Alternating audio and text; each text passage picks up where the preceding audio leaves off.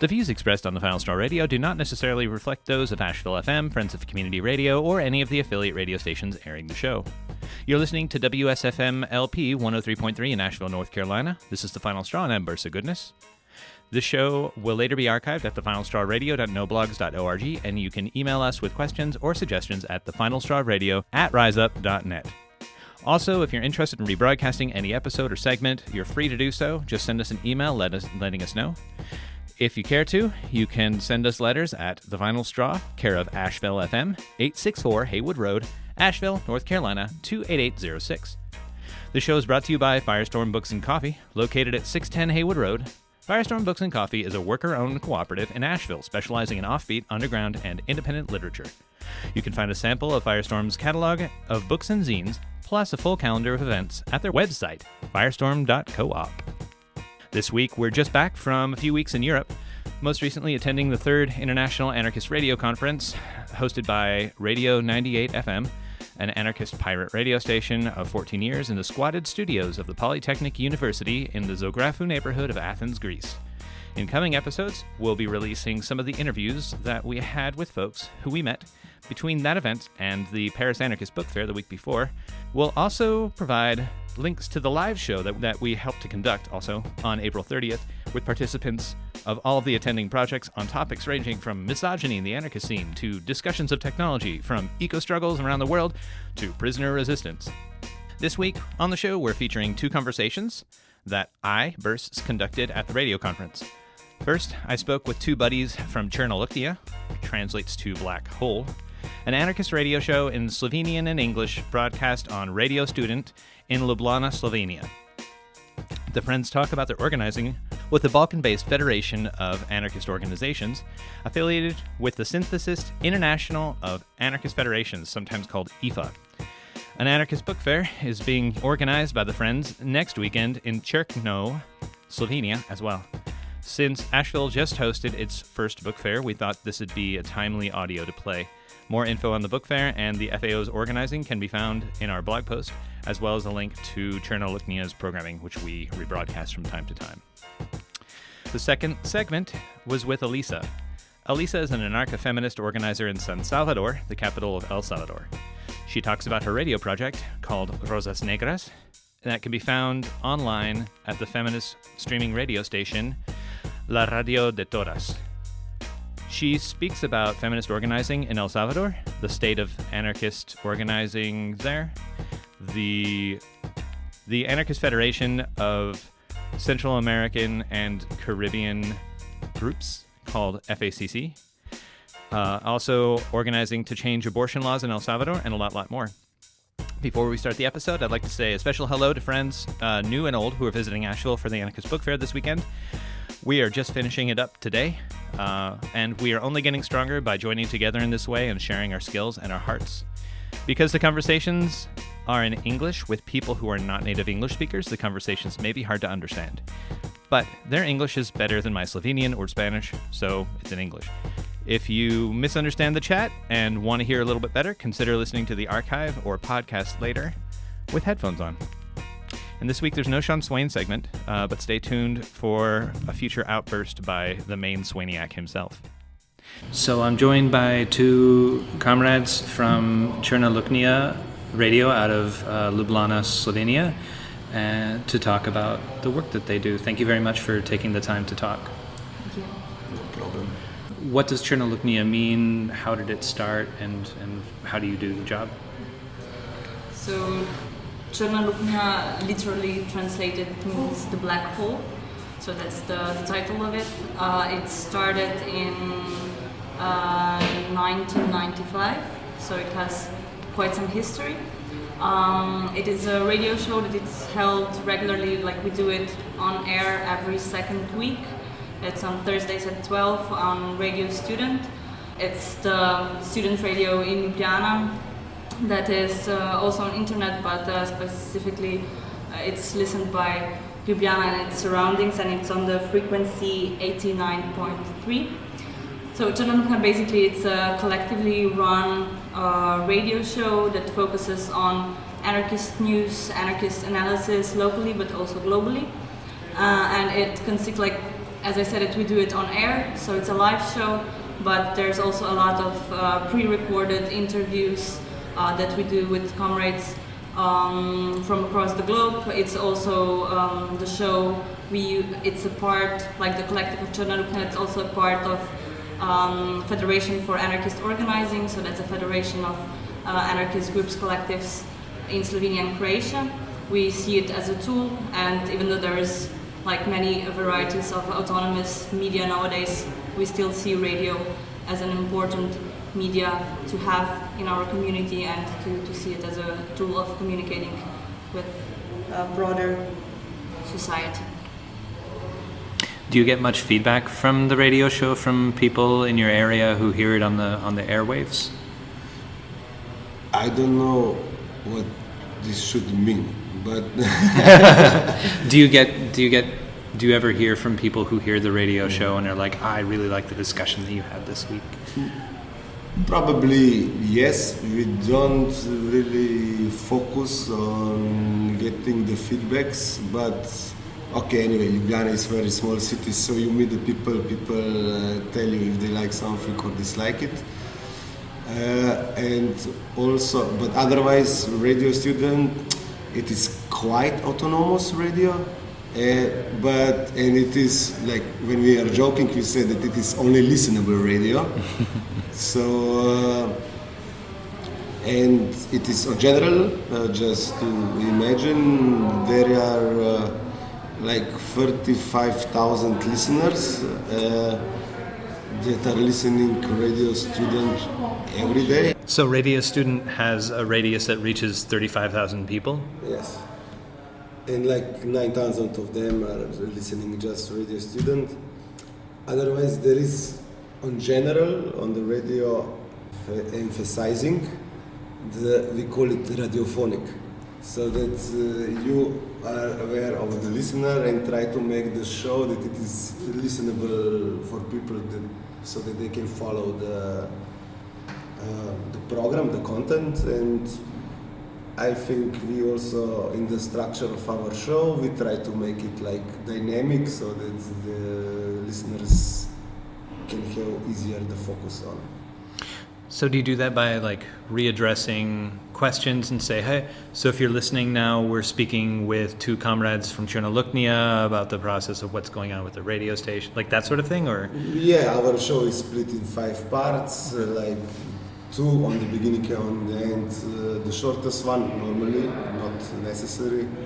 And they are like free talk, then we have like, normally like kind of live phone call. Also live things are the best to do, but also the longer parts, if you have longer interview, we cut it and then we make a narration text in between, so that, and the answers shouldn't be more than 3 minutes long, so that there is like a little bit of switching between the topic, and we include music, and we have jingles to let it in the show, and things like this, yeah. So how does, for people that are in the listening audience who wouldn't just listen to Černá Lukňa or to Radio Student, what are the other things that they're hearing in their on their radio that, and how this differs from it? Is it mostly music with some conservative talk, or is it what's radio like in Ljubljana? Yeah, you have commercial radios that is more or less music and stupid speakers, yeah, like talking bullshit. Yeah. And then you have like these national programs, which are, the worst one is like more like high art, one is more like normal, covering sports, news, and also maybe jazz. This is some youth program there. And first one, which is most conservative of them, obviously, probably. So this is between what you can choose. So generally, there is no alternative to this. What kind of work does the Federation for Anarchist Organizing? Is that what sort of work besides the radio show does the Federation work do? the federation is just the common tool that the different autonomous local groups can use to empower themselves. And also, if there is common idea, it is much more powerful if there is more people behind it. Because doing like these common things like Anarchist book fair that we organize yearly, and some other events that happens that we agree that we want to work, or some campaigns like against election or something. I think it is like this election campaign, like this was a good example how it can work good together, because when you see the same posters in different places all over Slovenia, the message is stronger. Also, when there was, like, for example, uprising, okay, we call it uprising, in Slovenia in 2012, 2013, the communication between the groups in the different cities and to come to support in crucial moments was really important for us, and the structure of federation at that time was seen as something very useful, where we can really empower ourselves. We as anarchists in these massive demonstrations, we feel really strong, for example. But also there, like, since the federation was established, of course, the emphasis is to meet every few months and to discuss topics together and to come to some sort of analysis. So it really strengthened the personal contacts, which means there is a lot of more possibilities also for solidarity actions. If there are some comrades that are in trouble, there is a lot of more response, and also the question of how to deal with some financial burden that comes with some fines or lawsuits. It makes it all more at ease because of the existing network. Also, it is important in the case of solidarity actions with persons under oppression. And so especially making those face-to-face discussions and building those friendships and those networks of solidarity becomes easier with the more meetings that you can have. Yeah. And for listeners who may not know, the uprising that happened was concerning the imposition of traffic cameras that gave huge fines to people and fed the corruption of the neoliberal government. Yeah, exactly. Yeah, those machines were sort of a trigger that led to addressing the corruption, like in general, on the level of municipality. But then it sort of spread, so it was like corruption of all the politicians, and the main slogan was they are all finished. So it really became like countrywide movement or uprising. But yeah, it came out of a funny trigger, but it worked perfectly. Actually, it was, we don't discriminate, they all are finished. So you mentioned anarchist book fairs that you organize every year, and there's one coming up in the middle of May, right? Could you talk a little bit about where that's going to be and what you expect from it?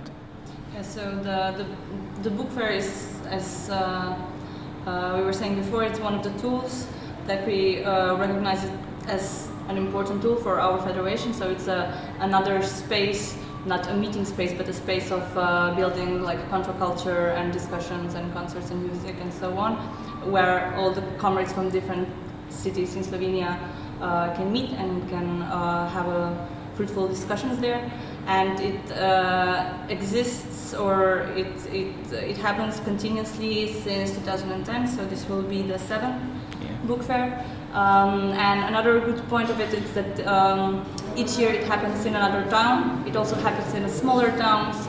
We preferably do it in a public space, so it has even more visibility, so people can join and ask. But yeah, especially it has a really crucial role in getting more in contact with the groups in smaller towns who many times feel really powerless, because there are small groups and the town is not, there would be so much going on. and it's good to host such an event. And this year it will happen on 14th and 15th of May in Cerkno, which is a really tiny town in the hilly area of Slovenia with a really long anti-fascist and important anti-fascist tradition. We will try to host a few discussions and, of course, a fair, hopefully in the center of the town. And we'll see what happens. You're more than welcome to join. Thank you very much. I didn't bring this up before, but because you mentioned like an anti-fascist history and because of the last few years in Europe, is it okay if I ask about how refugees coming from North Africa and West Asia have, how Slovenia has reacted and how anarchists have engaged with people coming across the border and seeking refuge? Is that okay? And you can answer as you can, but being placed in the southern and eastern part of Europe, has Slovenia experienced a lot of the people traveling through towards northern Europe from North Africa and West Asia, and how has the government and how have anti-fascists and anarchists dealt with needs? Yes, Slovenia is very boring mono culture. There is not a lot of diversity in sense of culture. What was happening at one time, the migrants managed to crash all the borders from Turkey to Germany. It was in 2015? November, September?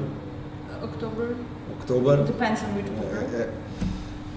In October, and this is where like really masses of migrants come through Slovenia. How many? Like 300,000. It is a little bit back now. But so at that time, what we normally do, if there is some strong campaign, we organize ourselves in a wide coalition with all the other groups. It was called Anti-Racist Front, and this group was the organization body in solidarity with migrants.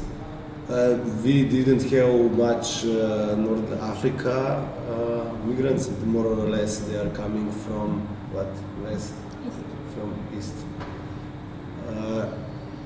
So of course, in society was generally really divided. The tensions in society become wider. So actually, you have really big number of ordinary people coming to the borders, bringing the water, the food, giving the shelter, the blankets, helping.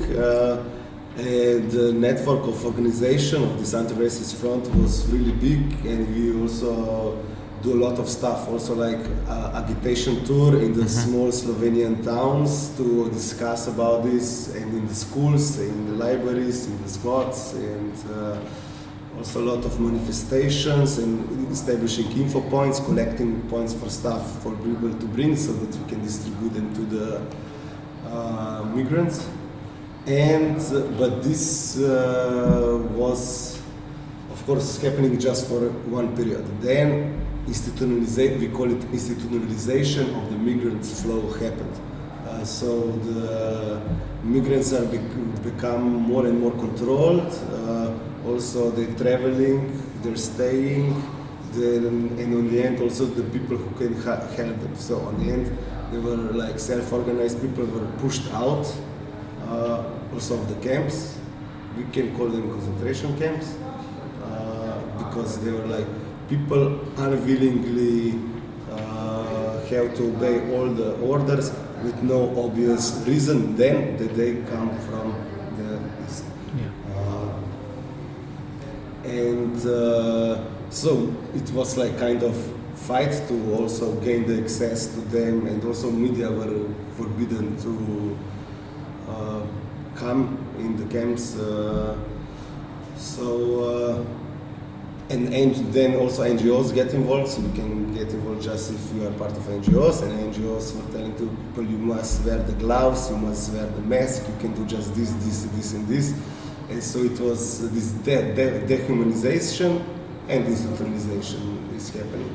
And another thing was militarization, so it was excuse to also bring up new laws so that also army in extraordinary conditions can have some laws like police have.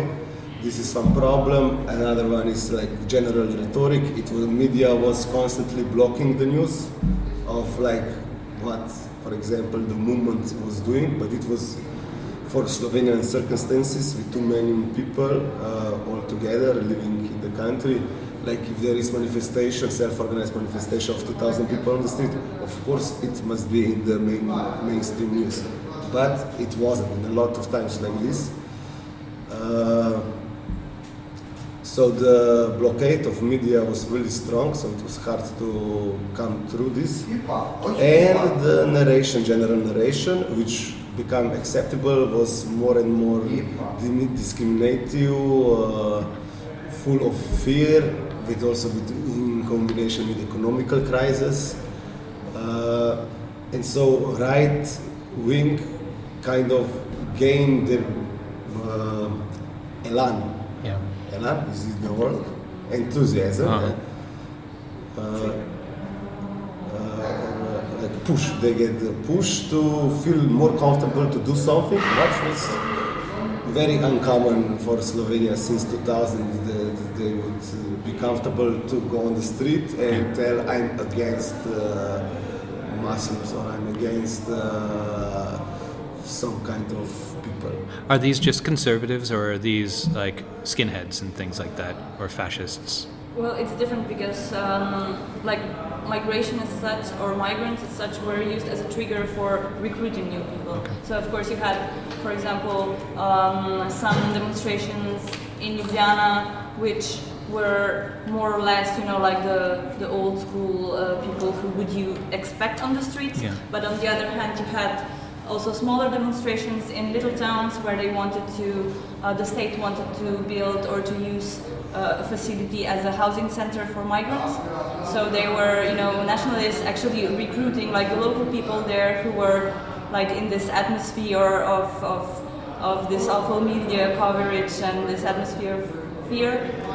They somehow reacted to it. So it was not like the neo-Nazi thing. It was just people who didn't. Simple people with being in situation uncertain situation in our society, and right-wing parties were all taking advantage of the situation. Yeah, like you said, triggered. Yeah. So not also some nationalist protest, but more or less this is what is happening. So also one important point of this anti-racist front that time, and also now, but anti-racist front dismantle itself kind of is the anti-fascist struggle, because the narration is still very strong, and according to the situation in Europe at the moment, it doesn't look it will get any better soon. There is not a trigger for the right-wing people to come out, but we see what happened last year, and so we are. It is again our topic that we have to deal with it if you want it or not. Yeah. So where right now there's still record numbers of people crossing the oceans or crossing the sea, the Mediterranean Sea, to get into southern parts of Europe. Has that re-impacted Slovenia for this year, or is Slovenia surrounded by enough borders that are blocking migrants that... Well, the Balkan route closed. Okay. It doesn't exist anymore. There are massively and openly not. Yeah, like the institutionalized Balkan route closed. So the borders seem to be solid in this state narrative. Yeah. And of course, there are a lot of agreements between European Union and Turkey on all this geopolitical and discriminative mess. But of course, people tend to go on, and they will find some cracks in those walls, which puts them in even more position that is it's even easier to criminalize those people. So of course there are cracks, but like officially, of course, the borders strengthened. Also, the Schengen border regime became even worse, or more. There is more control at the borders than before. There is barbed wire almost on the whole Slovenian-Croatian border, and also on southern borders. So yeah, that's the current situation. But we are not directly impacted by the northern Africa, people coming from there, because anyway Slovenia was never the ending point for migrants. I don't know for what reason. I would like to host like 300,000 migrants, but now I think there is just like 300 from all these people crossing the Slovenia. So yeah. And asylum politics in Slovenia are one of the worst in European Union. I think most of the people decided to stay in Slovenia because it's still in the European Union. So they applied for asylum just not to be kicked out. Yeah. And there were also a lot of pushbacks happening at the border with unknown reasons or known reasons. So there's a lot of cases, but also like it happens a lot to people who are seeking for asylum and are in those procedures now for a year and a half, and maybe they got some negatives and they are about to be deported. Of course they decide to move on and to seek for maybe other possibilities in other countries. But yeah, the procedures are super long, and they really there is no obvious reason why some people who come from the same country, it takes more time for some to get asylum and for some not. So people are stuck in the bureaucracy of the state as everywhere else. Yeah. Well, I've kept you about almost 30 minutes, so thank you very much for having a chat. I really appreciate you taking the time. And your project is awesome. This is Final Straw Radio on Asheville FM. You've just heard our conversation with two friends from Slovenia about their show Cherno Luknja out of Slovenia. The conversation was recorded at the 3rd International Anarchist Radio Conference in Athens, Greece at the end of April. And now here's a conversation with Elisa, an anarchist and feminist from El Salvador, specifically from San Salvador, about organizing and patriarchy in that place.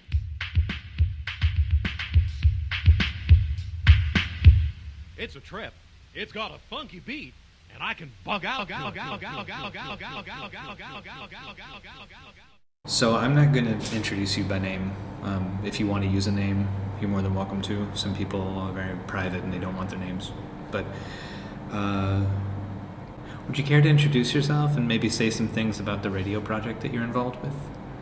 And my name is Elisa, and my radio project is called Rosas Negras. We are from El Salvador, and well, it's about we have many topics about feminism from the anarchist perspective. So we have some topics like the hierarchies, the patriarchat, and the sexual violence, queer theory, and other topics like sexual work and something related to that. And how many of you work on the project, on Rosas Negras? Now we are only 2 girls, and before a guy, he initiated with me the program, and then he left the program because he doesn't have enough time to work on it. So now we are only 2, but this guy is sometimes helping us, and we want to join 2 more girls. And what is the organization of the radio station that your show is on? Yeah, the organization is a collective of feminist organizations. They are NGOs and they have this radio online, and the name is Radio de Todas, like Radio of everyone. radio of sort of. all, but Todas is for women. Yeah.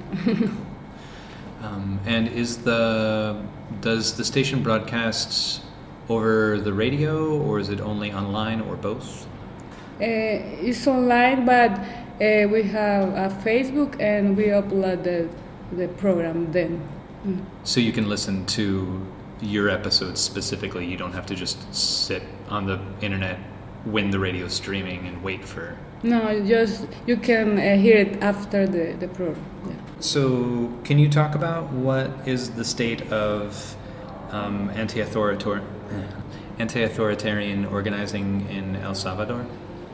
Well, now I'm part of a collective. Also, is the other guy that initiates the program with me. He's also in that group.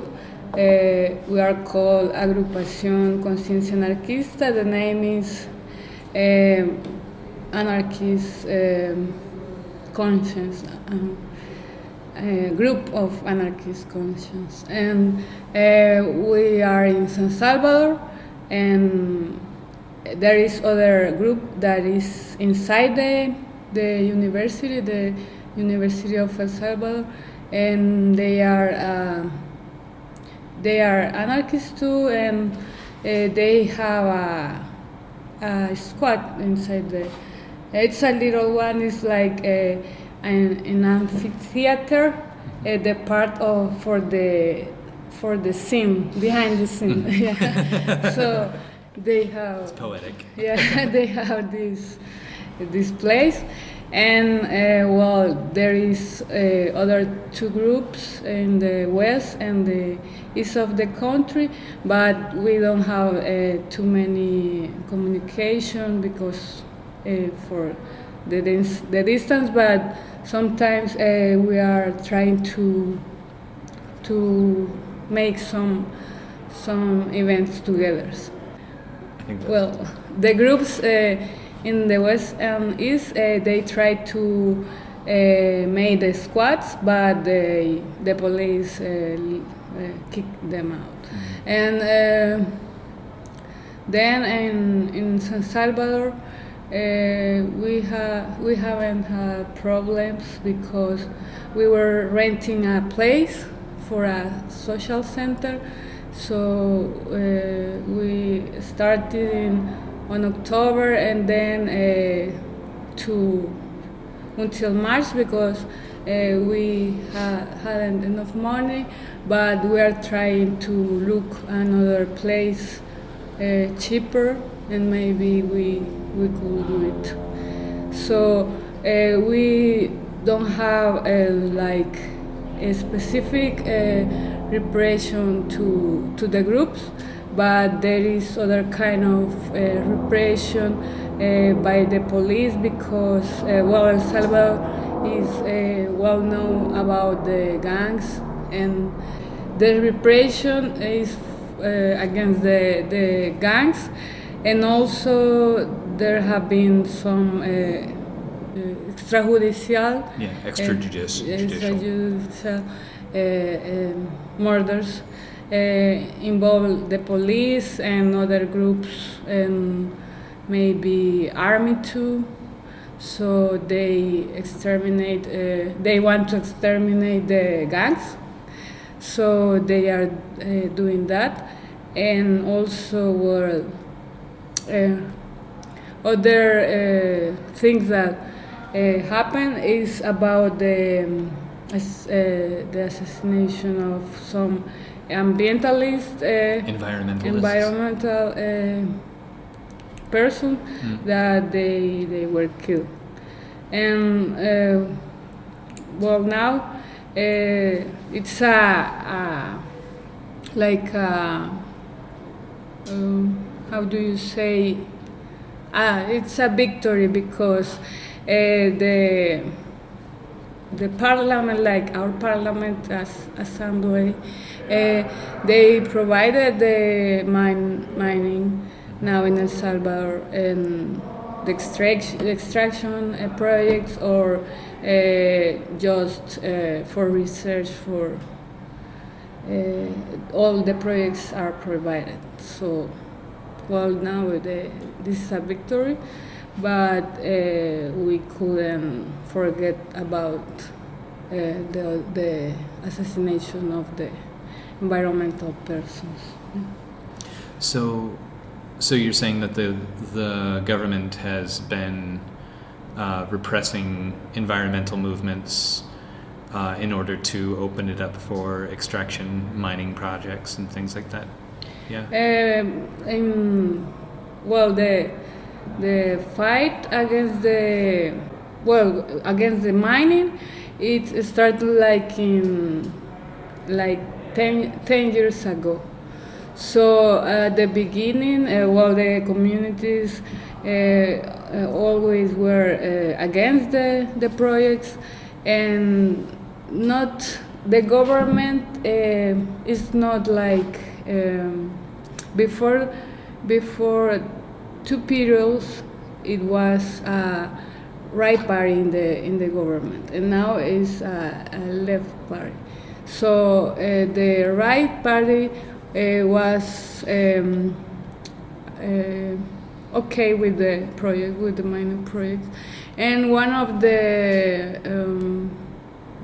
the promise that the left party said was that we are going to ban the mining. So now they did it, and in the period of the right party government, these persons were killed, but the relation was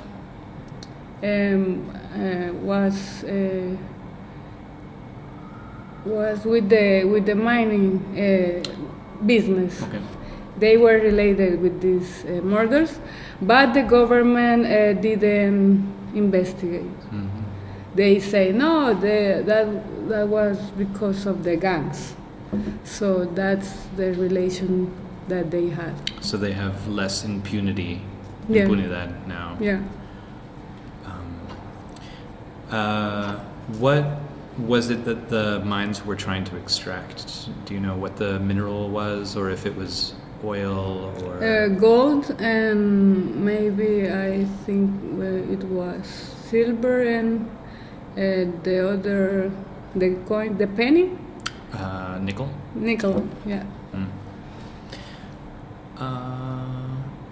Is there much relation between anarchist organizers and the ecological struggle, or does the ecological struggle more sit with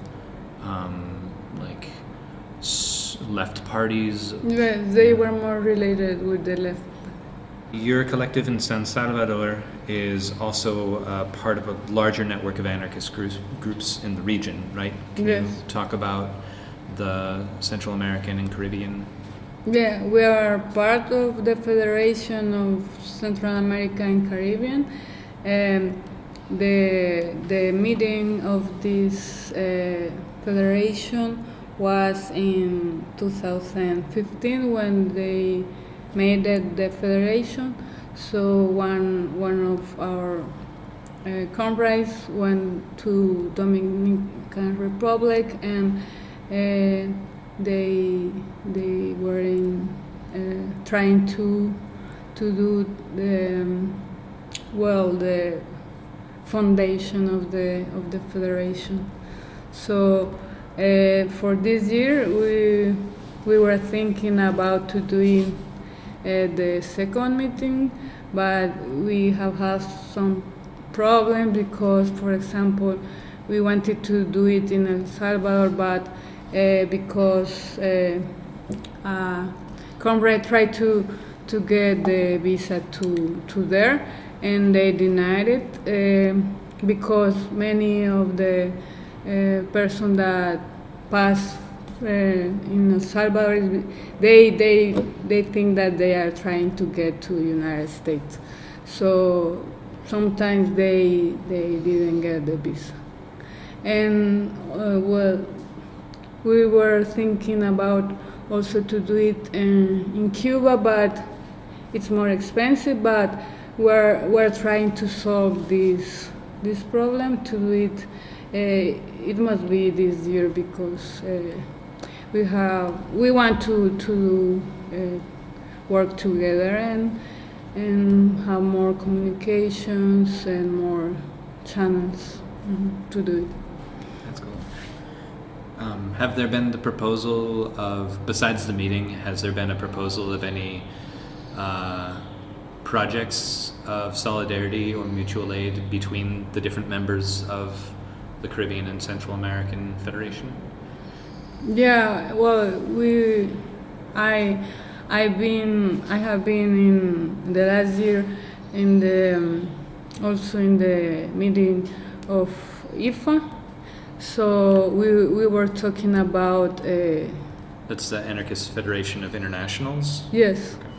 So we are not part of it, but we were invited there.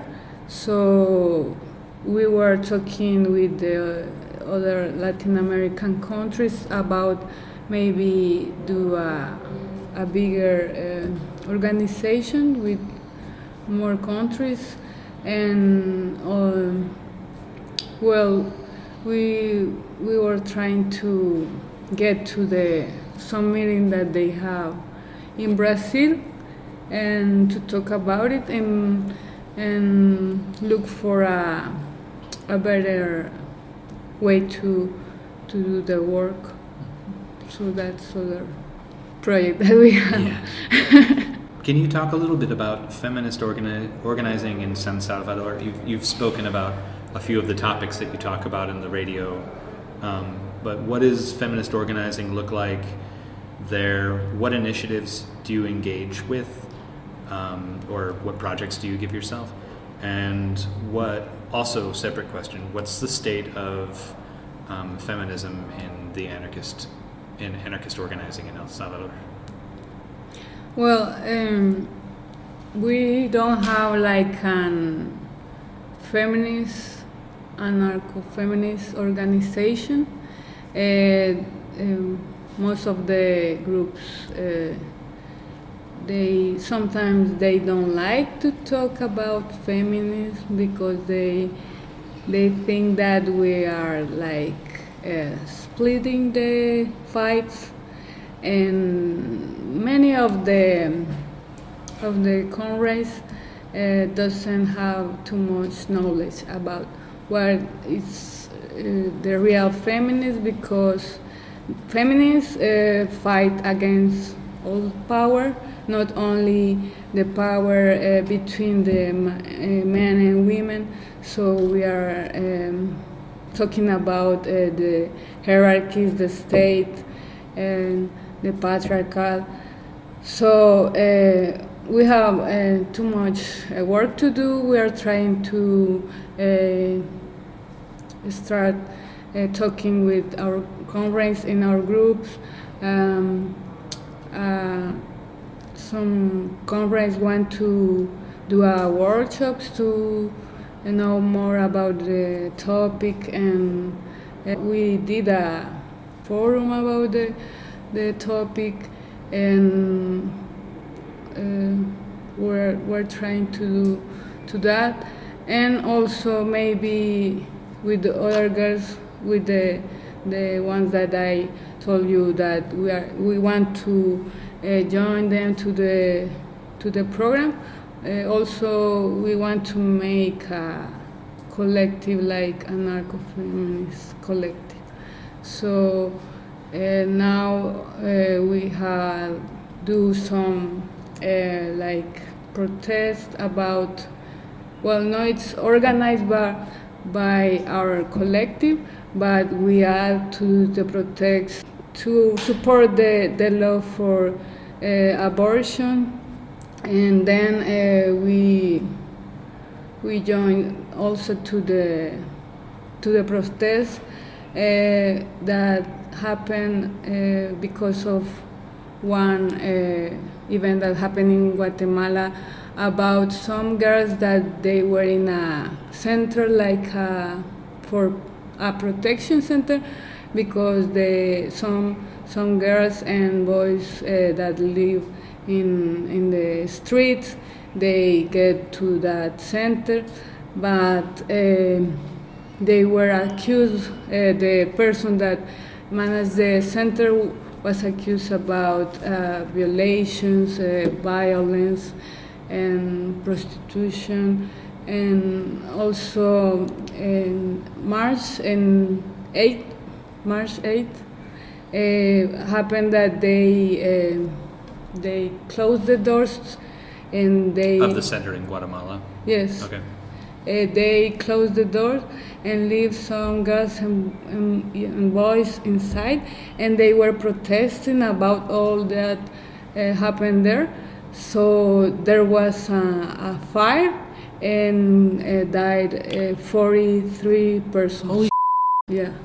So we went to the embassy, Guatemala embassy in El Salvador, and we were protesting about that.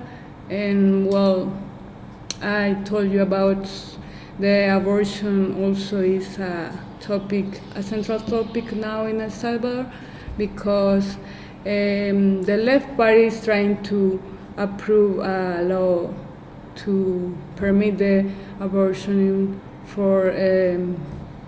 in four forms, that when the mother is in danger, when the baby can live, and the other when is a violation. It's a rape. Yeah, rape. Yeah, and when the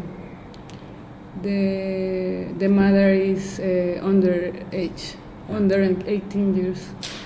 So the right party is against that law, and they're trying to put more years to the condemn that. Now they are changing the crime, and they say that it's not, because for abortion it's only like 8 years, but now they are trying That if you have an abortion, yes, you serve 8 years for infanticide. Yes, but they changed the crime, and they say that is homicide, aggravation. Do you say that? Yeah. Aggravation, homicide, and Aggravated murder. Homicide, and they gave them 30 years, and they wanted to give them until 50 years. So, the group that is against the abortion is also the church. So the main group that is against is a group from the church, and that happened with the. You were talking before about cases where somebody has a miscarriage and they're accused of aborting the fetus or killing the fetus. Yes. There is a campaign that is called 17 y más, que is 17 and more, because some persons that are in jail, they only had a miscarriage, and they were accused about homicide, and now they are in jail because of that. Because the doctors, they can be put in jail 12 years. So they are afraid that if they don't say if it's a miscarriage or it's an abortion.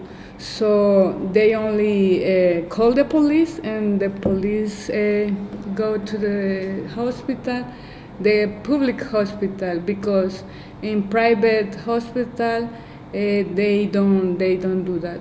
So So people who aren't rich, basically, people Yes. who are rich can have abortions. Yes. So the police goes to the public hospital and they catch the women. How much involvement does the Catholic Church have in providing, like when you say the public hospital, is the public hospital run by the Catholic Church or is it run No. by the government? It's run by the government, so it's about a topic about money. If you have money, you can. Also, you can go outside the country. The nearest country is Mexico when it's allowed, or you can go to a private hospital, and the doctor says that it's miscarriage, and so you don't have problem if you have money. And on the other side, the women that don't have money are in jail. Yeah. So you said that some people in the anarchist scene view talking about feminism as a split because of a misunderstanding around anarcho-feminism, and this is a discussion I've had a few times with people from different countries, because I'm curious about how anarchism engages with and against patriarchy. And do they make the argument that within the anarchist movement there isn't patriarchy, or that patriarchy is less important than class struggle, or why do they?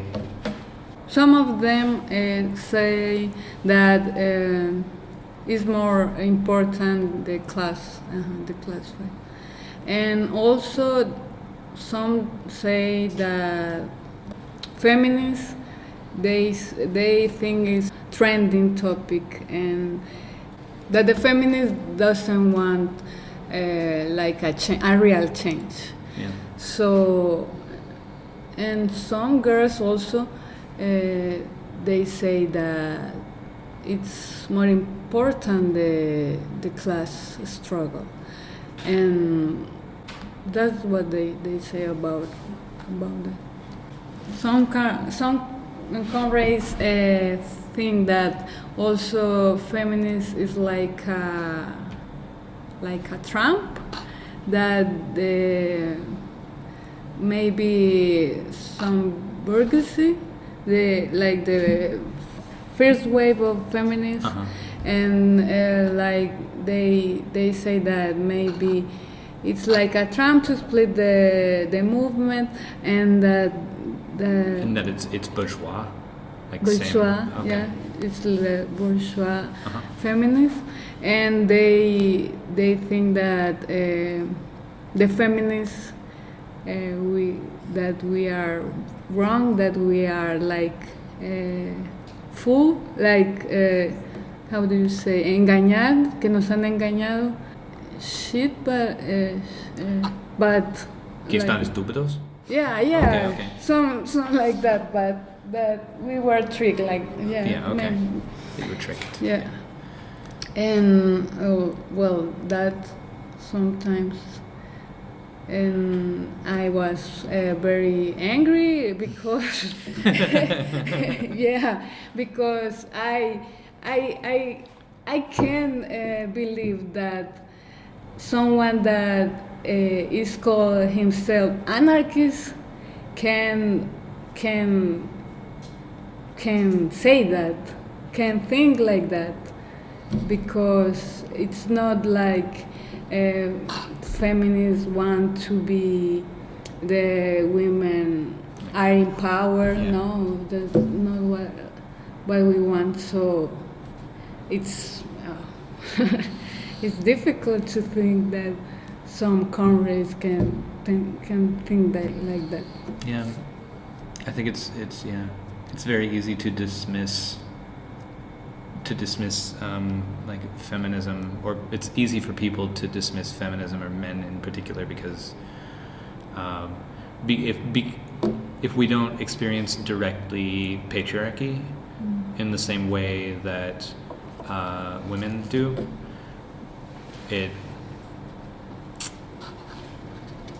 we don't have the perspective. And so, like, what? That exists in society? No. Wait, I'm being sexist? I'm just flirting, or I'm just like, you're too sensitive. Like, and it has to. It sucks, but it means that the person who's denying feminism has to be able to take a step back and think and like read something or have conversations, and then suddenly can be like, oh, I didn't realize I was doing that. How do I not do that anymore? And then move forward and have better solidarity. But yeah, so you're doing the hard work of having conversations with people about like what they're doing is wrong and how not to do it. Yeah, why also the women have to do that work? You can do it. You can go to research about the topic. So we were talking with our comrade about that they have to search for that, and we don't have to do it. And also, yes, we can have conversation about it, but it's like he's responsible. And also others say that now the women have more more equality to the men, and that we don't need the feminists anymore, because the feminists in the past, the struggles of feminists were more important because women have less rights, and now we have them. And also that sometimes some group of radical feminists don't want that men enter to the groups, so they don't understand that. And also, well, they say that it's not okay that they do that, and they don't understand also that women most of the time we don't have space for us. So they don't understand that. So in terms of, just to close up, so it's about 30 minutes, can you tell people where they can find Rosas Negras and information about the organizing that you do? Well, the page of Rosas Negras, we only have in Facebook, Rosas Negras, and well, there you can find the programs, and if you want to hear it alive, you can go to colectivafeminista.com. That's the page of the radio, and also we have the blog of the collective, agrupacionconcienciaanarquista.blogspot.com, and you can find there. Thank you very much for having this conversation in English. Thank you for your time also. That was our conversation with Elisa of the radio show Rosas Negras out of San Salvador, El Salvador. Check out the blog for this episode for the links to her project. You're listening to WSFM LP 103.3 in Nashville, North Carolina. This is The Final Straw, and I'm Bursa Goodness. The show is brought to you by Firestorm Books and Coffee, located at 610 Haywood Road. Firestorm Books and Coffee is a worker-owned cooperative in Asheville specializing in offbeat, underground, and independent literature. You can find a sample of Firestorm's catalog of books and zines, plus a full calendar of events at their website, firestorm.coop.